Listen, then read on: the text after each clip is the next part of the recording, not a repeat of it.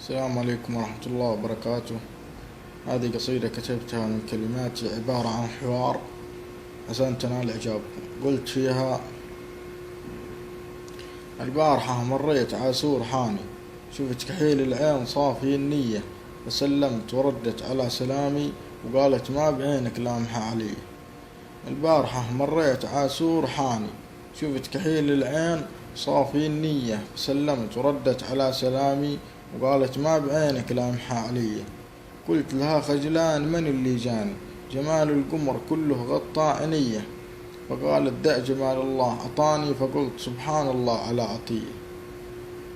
قلت لها خجلان من اللي جاني، جمال القمر كله غطى عينيه، فقالت دع جمال الله عطاني، فقلت سبحان الله على عطيه.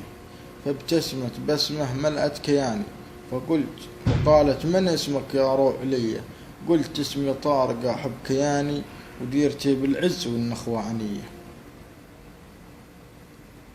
فابتسمت بسمة ملأت كياني، وقالت من اسمك يا روح لي، قلت اسمي طارق أحب كناني، وديرتي بالعز والنخوة عنية.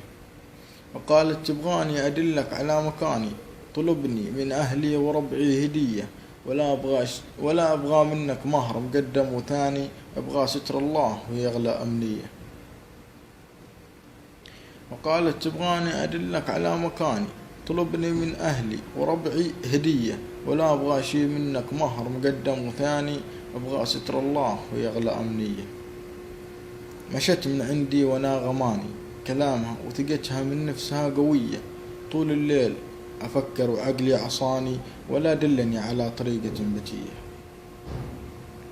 مشت من عندي وانا غماني، كلامها وثقتها من نفسها قوية، طول الليل أفكر وعقلي عصاني، ولا دلني على طريقة بتية.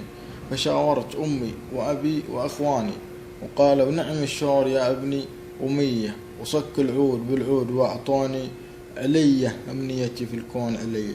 سلامتكم.